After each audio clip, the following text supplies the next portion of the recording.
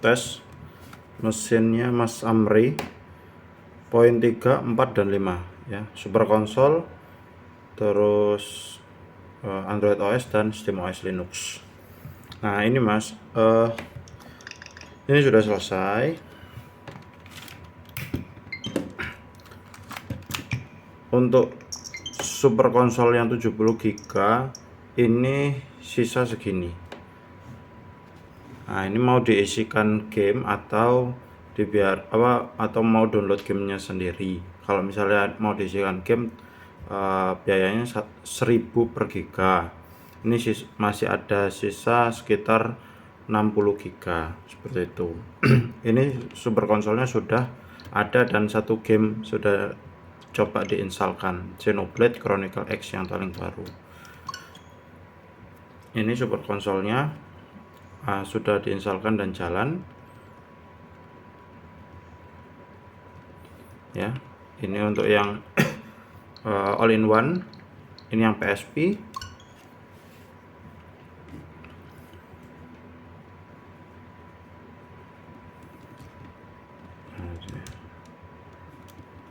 Yang bisa masuk segini, nanti bisa di copy ulang, bisa di copy sendiri. Ini yang PS1 bisa diisi sendiri, di copy, nanti kita pandu untuk mana folder yang harus dikopikan. Ini di sini. Nanti untuk cara main dan lain-lain ada videonya sendiri, nanti tinggal kami kirim aja. Ini yang untuk dual boot, Atmospark sama Super Console-nya sudah jalan. Oh iya, kemarin kenapa memang SD card-nya harus diformat karena format SD card-nya belum FAT32, dan yang pasti karena harus dipartisi untuk SteamOS Linux dan Android OS-nya. Itu. Tapi kemarin ternyata ada, ini nggak tahu karena si Linux-nya itu, OS-nya Linux-nya itu lagi ada bug atau gimana. Jadi setiap kali masuk ke Steam launcher-nya itu nggak pernah bisa. Ini kita coba masuk ke semuanya ya.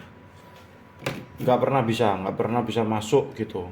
Mesti GPU-nya crash. Padahal sebelum-sebelumnya itu selalu bisa. Maksudnya apa karena updatean yang paling baru mungkin ya, tapi nggak tahu juga sih. Nah, itu nanti mungkin kita udah instalkan, sudah jalan, semuanya running well kecuali Steam launchernya. Ini ya, firmware-nya sudah 19.01 juga, masih bersih. Mungkin bisa dicek mesinnya bisa masuk eShop atau enggak. Semuanya running well, nggak ada yang masalah kecuali Steam launchernya.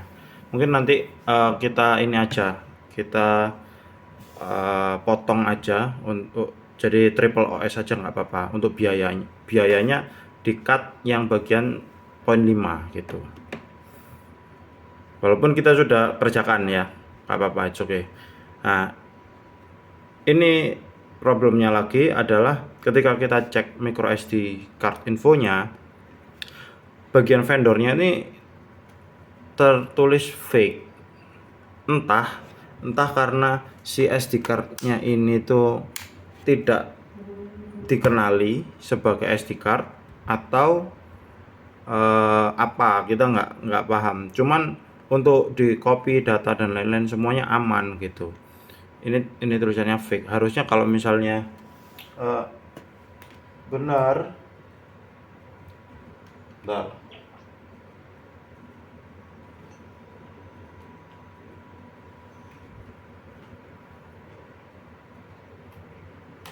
Itu harusnya ada, misalnya kayak SanDisk itu keluar tulisannya SanDisk. Ini ya, kita coba.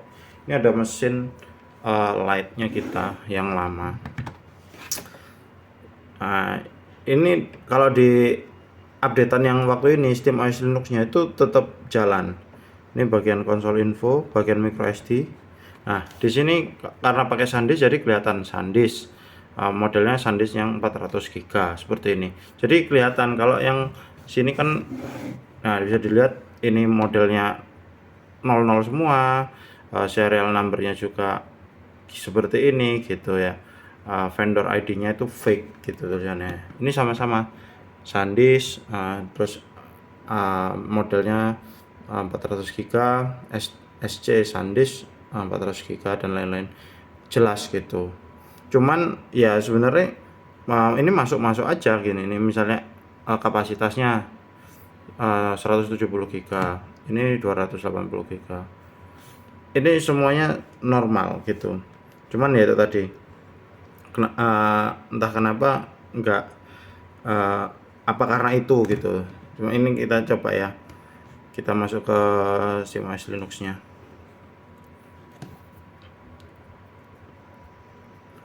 Tapi biarlah, apa mungkin memang sistem, karena ya kita take out aja untuk biaya SteamOS Linux-nya. Jadi hanya poin 3 dan 4 saja untuk biayanya.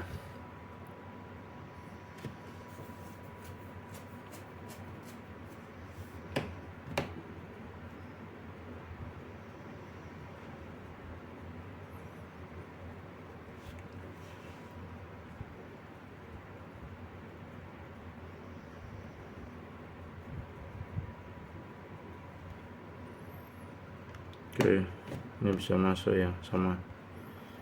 Sebenarnya speednya pun juga enggak yang rendah, jadi sudah bagus juga gitu sebenarnya. Ini sebentar, kita coba buka si SteamOS, Steam Launcher-nya ya. Ini juga coba buka Steam Launcher.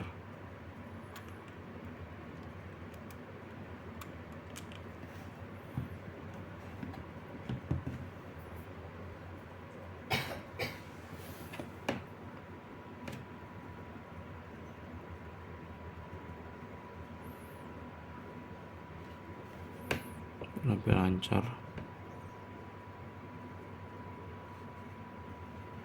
Ini semuanya aman semua sebenarnya, kayak touchscreen-nya aman.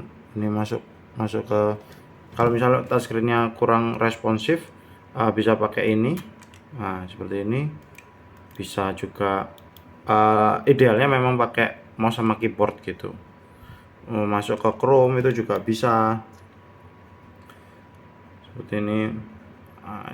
Karena ini sering kali perlu ini ya, perlu keyboard. Nah, ini keyboardnya tuh kadang itu dia ngebugnya tuh di sini, jadi nggak bisa. Nah, harusnya tuh pencet X gini. Nah, kayak gitu. Nah, ini selalu masuk sini, padahal yang ini bisa langsung masuk ke Steam gitu. Entah karena SD card-nya atau memang ada bug dari sistem, karena ini juga belum tidak diupdate ke sistem si Linux yang paling baru juga. Jadi ini Linux yang udah lama banget gitu. Nah, tapi ya udahlah, nggak masalah. Nah, ini cara kembalinya tuh gini, mencet yang tombol icon Joy-Con ini, terus pilih reboot to config. Nah, kita masuk ke mana bebas. Misalnya kita masuk ke HKT dulu, ini klik yang ini. Tapi kalau misalnya kita langsung pilih misalnya mode CFW misalnya, nah di sini ada pilihannya Atmospark, ini mode CFW-nya, OFW, Android, dan SteamOS Linux. Let's say kita mau pindah ke Android OS, klik 2 kali. Nah, seperti ini. Nah, ini anehnya itu ada di sini aja. Tapi ya udahlah. Ya. Nah, ini kan minta update ya. Karena ini memang belum terupdate yang paling baru. Saya kok ngerasanya kayaknya ada masalah bugnya aja, bug dari si sistem.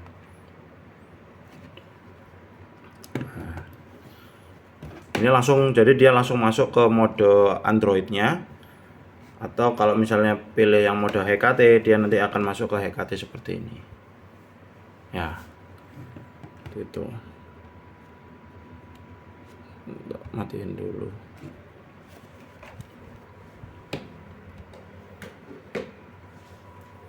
Ini untuk Android OS-nya. Mungkin untuk 5-10 detik pertama dia agak laggy gitu ya.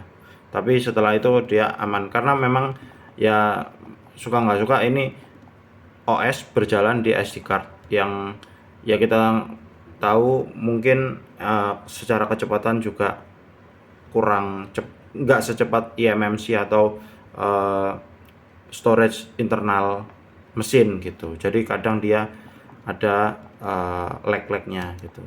Ini untuk tombol-tombol semuanya bisa gini ya, seperti ini. Tapi pakai touchscreen pun juga bisa.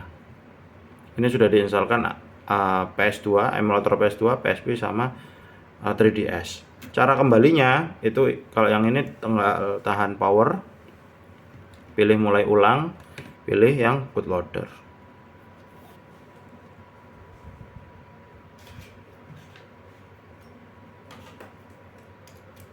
Nah, seperti ini. Mungkin itu aja untuk mesinnya Mas Amri. Kalau ada pertanyaan tolong saya dikabari. Maaf banget baru ngasih videonya H-1 karena H-1 atau kemarin lupa. Kita janjiannya tanggal 7 atau 8 ya. Karena banyak banget acara, masih ada acara untuk lebaran dan orderannya juga masih lagi banyak. Mungkin itu aja untuk Mas Amri. Terima kasih. Tolong dikabari kalau ada yang mau ditanyakan.